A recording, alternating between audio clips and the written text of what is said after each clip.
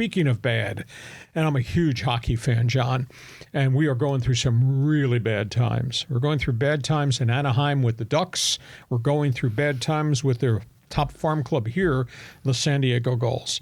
And it really bothers me because the Gulls have been one of the best franchises in the American Hockey League. You start drawing 11 and 12,000 on weekend games, that's pretty impressive. But what's happened in Anaheim is that they're in total rebuild mode.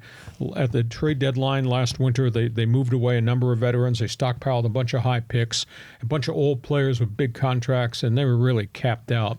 They are suffering. They right now are staggering 7-20-3. They're averaging less than 2 goals a game in the NHL.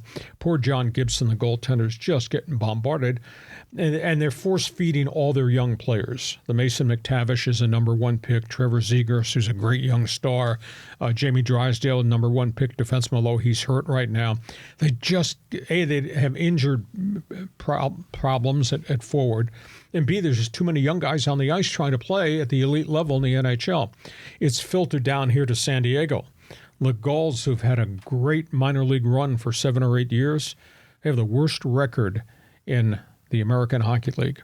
The Gulls have lost 9 in a row. They've lost 13 of their last 14. It's an all-time worst run by the team ever since the A got here. And the Ducks are responsible because the Ducks have taken all the young kids and force-fed them at the NHL level, and they've just not been able to replace them. And I just feel really bad. This is a really good hockey town, but this is just a really tough year. And it's one of the problems you have when you're the top affiliate for an NHL club. You know, your goal is, you want to win games and be in the Calder Cup playoffs and all that, but your goal is get the kids ready so they go up. But when they take them all up and then they don't replace them with enough young people, boy, it's a tough haul. Love Gulls hockey. When the building is sold out, the Beer Friday promotion, place rocks.